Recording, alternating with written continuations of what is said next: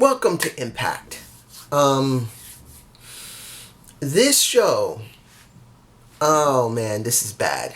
Look guys, it's understandable. I want to make this clear. I'm not trying to really be really hard on Impact in this situation.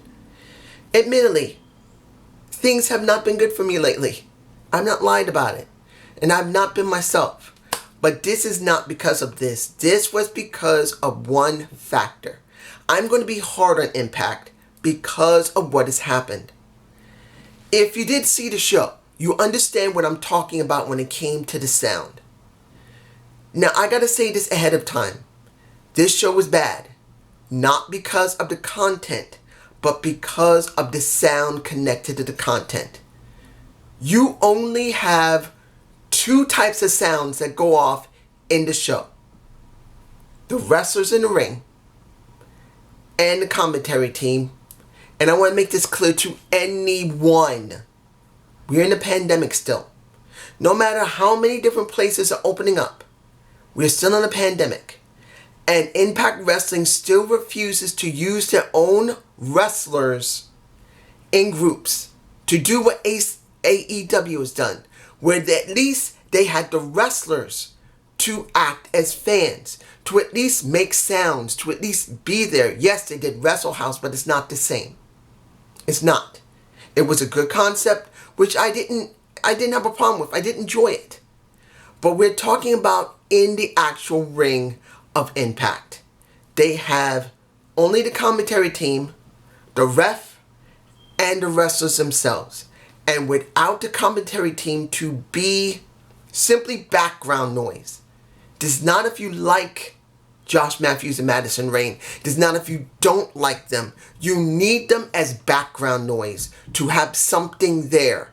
When you hear silence or just hear the wrestlers and the ref themselves, it's bad. This show was trash. Flat out trash. It wasn't because the content was bad, and I will cover the content, and I will give my overall thoughts on that separate from the sound.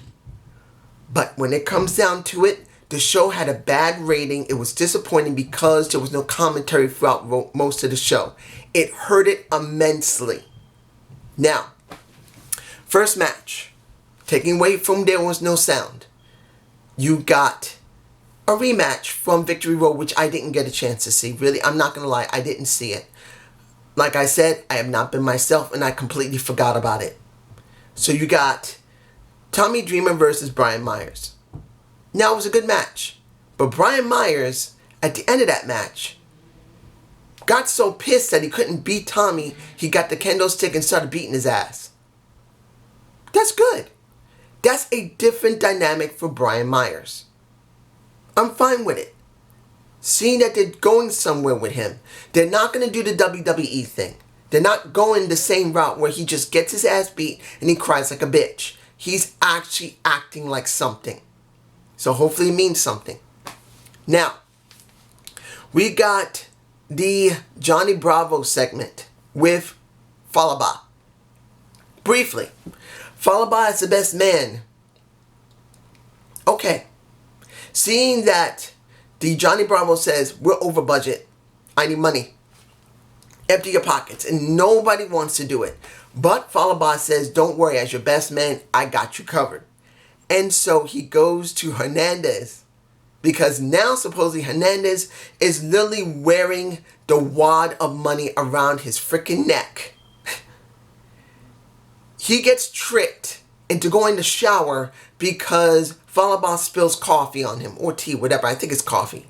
He spills something on him. He goes to take a shower, and now Fallah Bahh takes his money, and once again, Hernandez looks like a bitch because he can't keep an eye on his money. If he was smart, he would take the money into the shower with him, clean it with his own freaking hands, and then dry the bills with a dryer.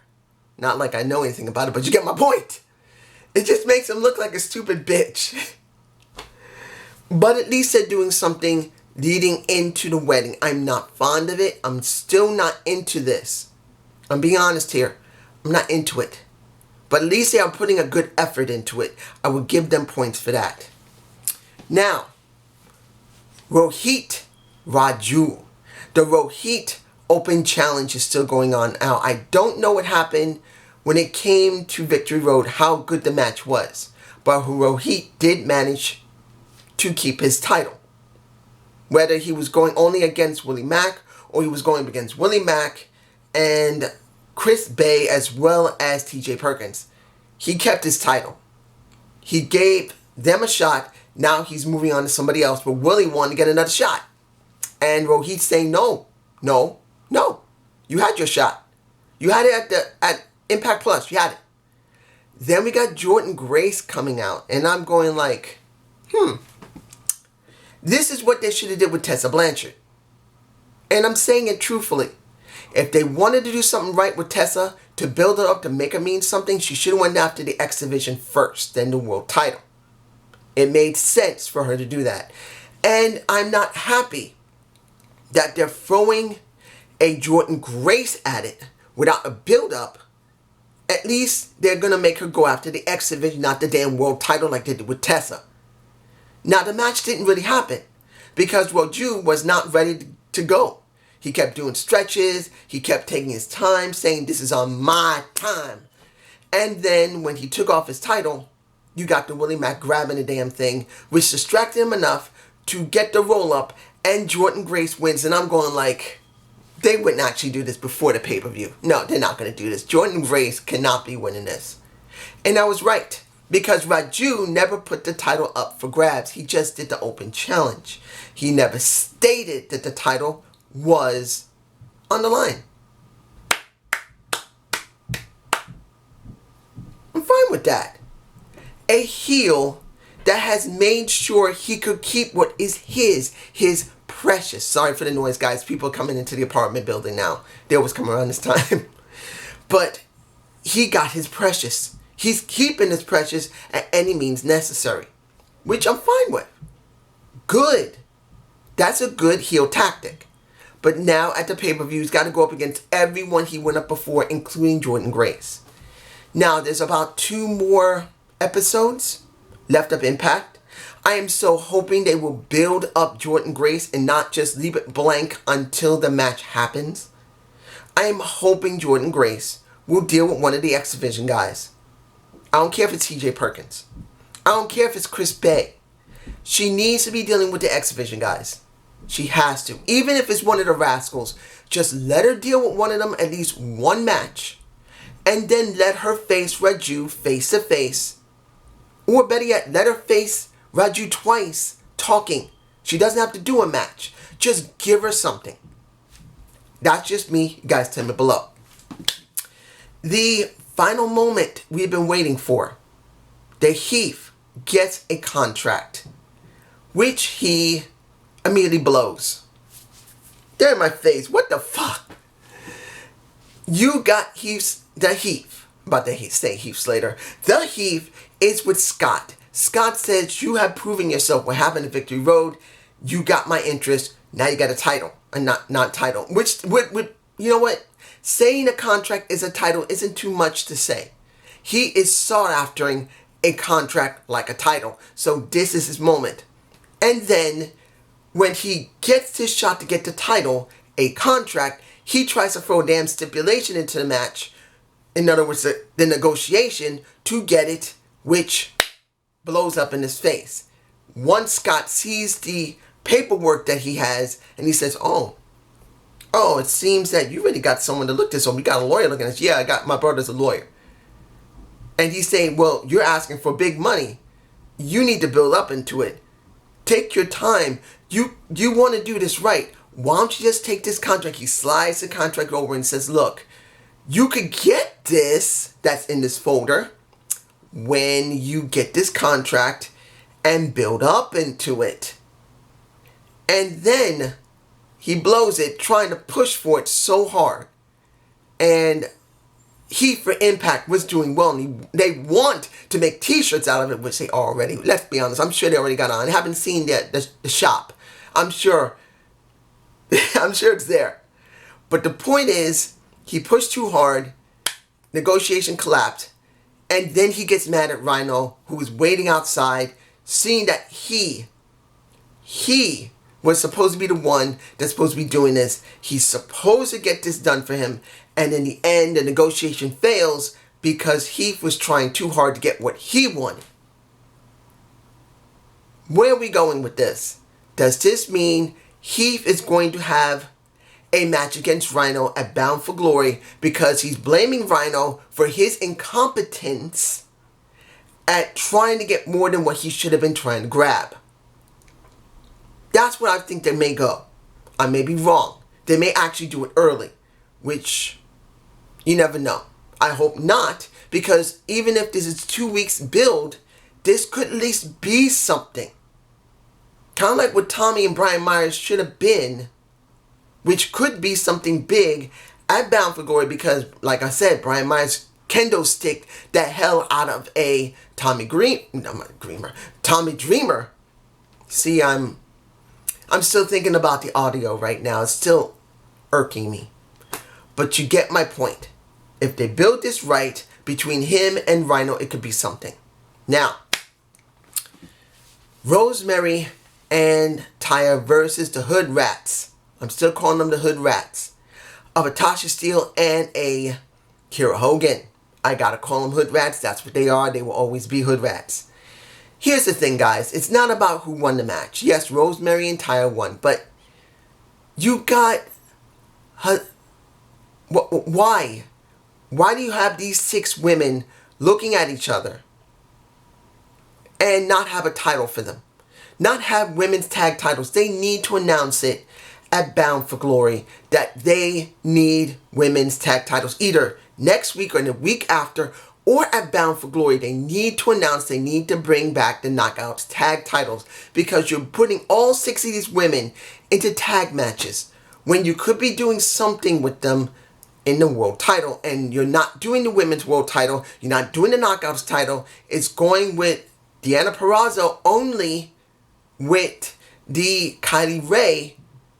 And since now Susie's not there because supposedly she got her arm broken, and Kylie Rae is now going to be acting way more aggressive because of what happened in the interview between her and Kimberly finally coming out, pissing her off and beating the crap out of her.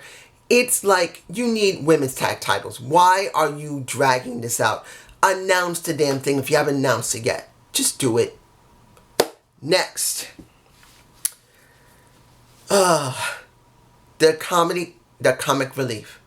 The Deaners versus Johnny Swinger and the Crazy Steve. Johnny Swinger is silly. He may not be total comedic gold, but he's damn funny. He's trying hard. I will give him that. And this entire match was hinged on him trying to cheat and Crazy Steve messing it up. So either he's going to have a match against Crazy Steve next week or the week after, or they're going to become a really good tag team, maybe. And maybe they will do something. You never know. And going with tag teams, XXL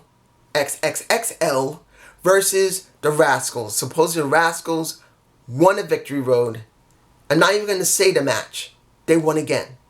This is the second match we had that was a rematch, which I don't agree with. You could have done an in-ring segment against them and the Rascals. You could have brought XXL out, and pretty much say, we are angry that they did what they did. They beat us. They called them out and then they whooped their ass. That would have been better. Having one rematch is fine, but 2 rematches I don't agree with. They should have just called them out saying, hey, you won our respect, but then beat their asses like crazy because they're just flat out angry. That's just the way it should have been. Let's see. We got... Moose is going to be mad because they just... Well, let's be honest here. When they did the bridge with EC3, it's very similar to what happened with The Rock versus Austin. And Austin got his skull championship thrown into the sea by The Rock, if I'm remembering correctly, if I'm not forgetting, because The Rock did throw his title into the ocean. And then The Rock got his butt whipped later after Austin retrieved it. So, similar to him, he threw it also off a bridge, which is not a bad thing. I'm alright with that. Now the question's going to be, why didn't he burn it? Why did he say he was going to burn it when he didn't? They should have never said he was going to burn it. He should have said, I'm going to destroy it. He should never say I was going to burn it.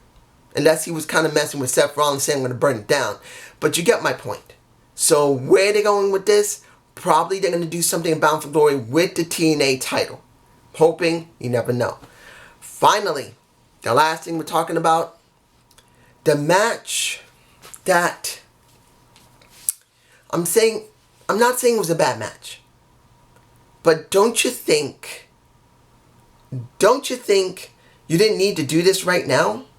I'm not saying to do it at the last week before Bound for Glory. But doing it now, where are you going to go? That is Madman Fulton and Ace Austin versus Motor City Machine Guns. Now, I am going to commend them. At least they're not doing the WWE the last week, the week. Well, calm down. When you see the situation where within a few days they have the pay-per-view and they always pull this off, it is nice to see they're doing it 2 weeks ahead of time, easily. But the question is, what are they going to plan now? You got 4 tag teams that's going to be trying to get the title. How are you going to make this fresh and interesting? They had the match, which was not bad. It was okay. Madman Fulton got attacked. Well, not attacked, but got hit twice by Ace Austin. So you wonder how Madman Fulton's going to feel. Is he going to get really angry and he's going to try and break the face of an Ace Austin? I don't know. I don't think so. But now what are you going to do? You're going to have all 4 of these guys go up against each other again? Or are you going to do some singles matches with these guys? Because as it stands, you've done all you need to do. Either have them talk, have them brawl, but do not have them match each other for the next 2 weeks because it's going to make this stale. Yes, it wasn't bad at the end, seeing all 4 of them out, and that the Good Brothers protected the Motor City Machine Guns from the North because the North just wanted to beat them up with some chairs. It's understandable, but they must do something with them now. They need to give us something fresh and new. If it's going to be tagging them again, it's wrong. Now, overall, without the audio, it wasn't a bad show. It wasn't. Seeing this is not too bad, but you got some questions. Are they going to introduce a Knockouts tag title? They need to. What are they going to do with the tag title holders and the 4 contender teams? 3 contender teams, not 4. 3 contender teams. What are they going to do now? Are we going to get something with Hernandez? It's a lot. But as far as I'm concerned, if you keep this without the audio, it was fine. It was a good show. But because of the audio glitching out, and due to the fact they still will not, and I'm saying this again, they refuse to bring in their own wrestlers to act as fans like AEW has done. Or to do Titantron, which I don't agree with the WWE, and have fans on it. It's a loss. I'm being honest. This just looked bad. Once the commentary kept coming in and out, it really lost the show. Having near silence next to the wrestlers and the ref, and I don't care if anyone likes that or not. You hurt the show. Why didn't they check the audio before they decided to release it? Someone should have checked. Now, I'm not saying things don't like that. Things happen. It does happen periodically that audio can mess up on recordings, but in this situation, they had to be spot on. You got no fans. You're not doing LCD screens. And you're not even doing wrestlers. It's just commentary and the people in the ring. You cannot let this happen. It doesn't matter if it is an accident that does happen. You can't afford it. You don't got a lot of people looking at the product right now due to the fact of a lot of situations that are going on. So I'm saying it's a loss even though the wrestling in the show wasn't bad. Have a good day. Have a good night. Peace.